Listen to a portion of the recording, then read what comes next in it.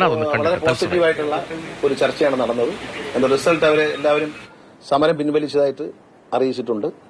ഇതിന്റെ നമ്മുടെ ഒരു സർക്കുലർ പിൻവലിക്കണം എന്നായിരുന്നു സമരത്തിന്റെ ആവശ്യം. പക്ഷേ സർക്കുലർ പിൻവലിക്കുകയല്ല, സർക്കുലറിൽ വളരെ ഞങ്ങൾ തമ്മിൽ സംസാരിച്ചതിന്റെ അടിസ്ഥാനത്തിൽ വളരെ ആശയസമ്പുഷ്ടമായ ചില മാറ്റങ്ങൾ സർക്കുലറിൽ വരുത്തുകയാണ്.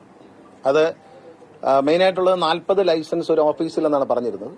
ഇപ്പൊ നമ്മൾ ഒരു motor vehicle inspector 40 licence test നടത്തും. അപ്പോൾ 2 മോട്ടോർ വെഹിക്കിൾ ഇൻസ്പെക്ടർ ഉള്ളിടത്ത് 80 ലൈസൻസസ് നടക്കും. ഇത് പര്യാപ്തമല്ല എന്ന് ചിലപ്പോൾ തോന്നുന്നു. 10 ലക്ഷത്തോളം ലൈസൻസ് ലേണേഴ്സ് കെട്ടിക്കിടക്കുന്നു എന്നാണ് പത്രത്തിൽ വാർത്ത വന്നത്. പക്ഷേ ഞങ്ങളിപ്പോൾ പ്രാഥമികമായിട്ട് കമ്പ്യൂട്ടറിൽ പരിശോധിച്ചപ്പോൾ 2.2 ലക്ഷം ലൈസൻസ് മാത്രമേ ലേണേഴ്സ് കെട്ടിക്കിടപ്പുള്ളൂ.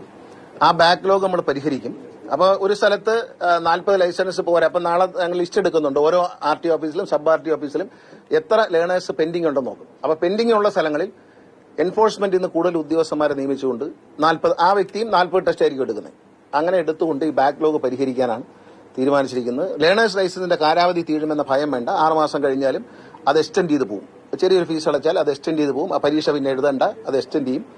പിന്നെ അതോടൊപ്പം തന്നെ ഈ ക്ലച്ച് 2 വശത്തും ക്ലച്ചും ബ്രേക്കും ഉള്ള വണ്ടി ലോകത്തെവിടെയും ടെസ്റ്റിന് ഉപയോഗിക്കാറില്ല. തൽക്കാലം അത് ഒരു സ്വന്തമായ ഒരു വാഹനത്തിലേക്ക് സർക്കാർ എത്തുകയോ അല്ലെങ്കിൽ വാടകയ്ക്ക് എടുക്കുന്ന ഒരു സംവിധാനത്തിലേക്ക് വരുന്നവരെ ഈ ക്ലച്ചും ബ്രേക്കും ഉള്ള വണ്ടി തന്നെ ടെസ്റ്റിന് ഉപയോഗിക്കാവുന്നതാണ്. കാരണം ടെസ്റ്റിന് ഉപയോഗിക്കുമ്പോൾ ഏതെങ്കിലും കാരണവശാൽ ഈ ഡ്രൈവ് ചെയ്യുന്ന ആളിന് വളരെ കുഴപ്പം പിടിച്ച ആളാണെങ്കിൽ അദ്ദേഹം പിന്നെ അപ്പൊ അത് പിന്നെ കുഴപ്പം കാണിച്ചാൽ പെട്ടെന്ന് MED ഉദ്യോഗസ്ഥന് വണ്ടി ചവിട്ടി നിർത്തണം. അപ്പൊ അതിനു വേണ്ടിയിട്ട് തൽക്കാലം അത് അനുവദിക്കുകയാണ്. അപ്പൊ പക്ഷെ ക്വാളിറ്റി ഉയരും. തീർച്ചയായിട്ടും നമ്മൾ ഗവൺമെന്റ് മുന്നോട്ട് വെച്ചൊരു ആവശ്യം എന്ന് പറയുന്നത് ക്വാളിറ്റിയുള്ള ലൈസൻസ്, നല്ല വണ്ടി ഓടിക്കാൻ അറിഞ്ഞ ആളുകൾ ലൈസൻസ് എടുത്താൽ മതി എന്നുള്ളതാണ്. അതിനോട് ഡ്രൈവിംഗ് സ്കൂളിലുള്ള എല്ലാ സംഘടനകളും യോജിച്ചു. അവരും അത് ചെയ്യുകയാണ്. പിന്നെ മാത്രമല്ല, ക്യാമറ ടെസ്റ്റ് നടക്കുമ്പോൾ ഹരാസ്മെന്റ് ഉണ്ടായി എന്നൊന്നും വരാതിരിക്കാൻ വേണ്ടിയിട്ട് ക്യാമറ വെക്കണമെന്നൊരു നിർദ്ദേശം ഞങ്ങൾ വെച്ചിരുന്നു. അത് അവർ അംഗീകരിക്കുകയാണ്. ഡ്രൈവിംഗ് സ്കൂളുകാർ വെക്കേണ്ട, ഞങ്ങൾ നേരത്തെ തന്നെ തീരുമാനിച്ചു. അവരെ കൊണ്ട് വാങ്ങി വെപ്പിക്കുന്നത് ശരിയല്ല.